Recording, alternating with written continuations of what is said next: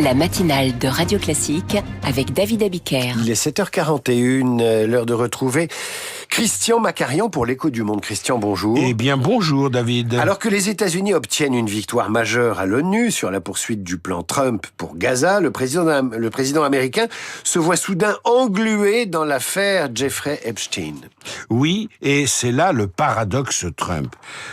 À l'ONU, une victoire très importante a été remportée par l'administration Trump, qui tenait absolument à ce que le plan Trump pour Gaza fasse l'objet d'une résolution officielle de l'ONU afin de rendre le projet américain définitivement incontestable et de le faire accepter par toutes les parties.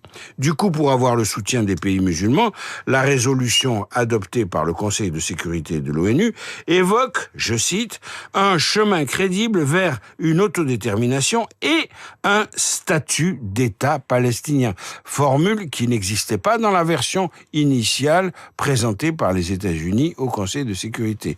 Ça a donc été, si j'ose dire, enrichi de l'expression État palestinien. Le texte recommande même un dialogue entre Israël et les Palestiniens pour s'entendre sur un horizon politique de coexistence pacifique.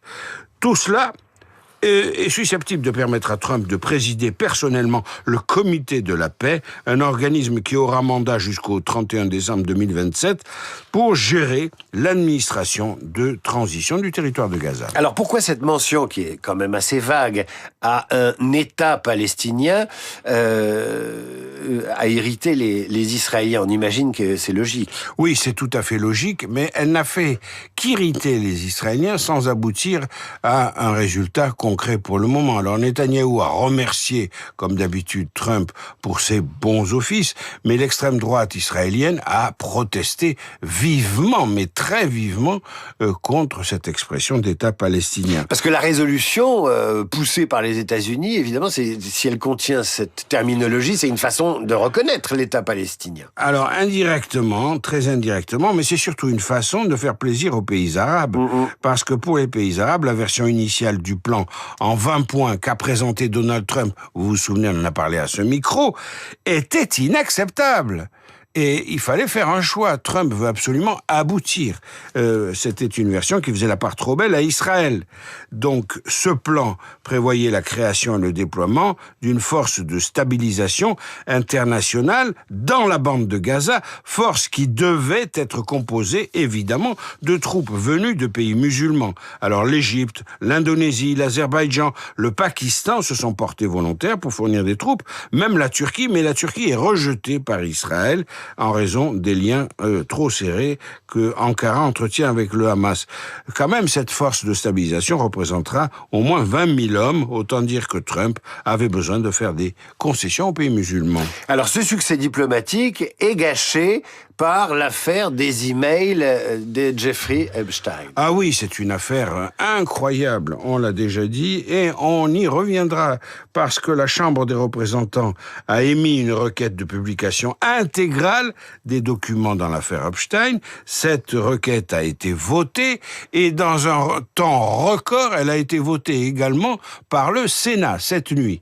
Donc, la mauvaise surprise pour Trump, c'est que la grogne est telle au sein de son propre camp, du camp républicain, alors qu'il dispose de la majorité au sein de la Chambre des représentants, la grogne est telle qu'il doit en tenir compte. Et c'est là qu'on retrouve l'incroyable souplesse de Donald Trump. Il a complètement et spectaculairement viré de bord en voyant que les républicains, de plus en plus nombreux, exigent maintenant que la lumière soit faite intégralement sur l'affaire Epstein. Au lieu de rester sur la défensive, comme il l'avait fait jusque-là, Trump s'est d'un coup retourné et au lieu de se sentir traqué, il a décidé de suivre la vague de transparence en prétendant la lancer lui-même. C'était une promesse de campagne. Oui, c'était une promesse de campagne. La question, c'est de savoir ce que réserve comme surprise et comme divulgation l'ensemble considérable de ces documents réunis par le FBI si patiemment. Affaire à suivre, l'épisode n'est pas terminé. Christian Macarian pour l'Écho du Monde qu'on retrouve demain vers 7h40 sur Radio Classique. Vous évoquiez ces mails compromettants dans l'affaire Jeffrey Epstein. Eh bien, le journal imprévisible est consacré à ces documents par qui le scandale politique arrive. Et c'est Marc Bourreau qui fait gorge profonde. Il est 7h40.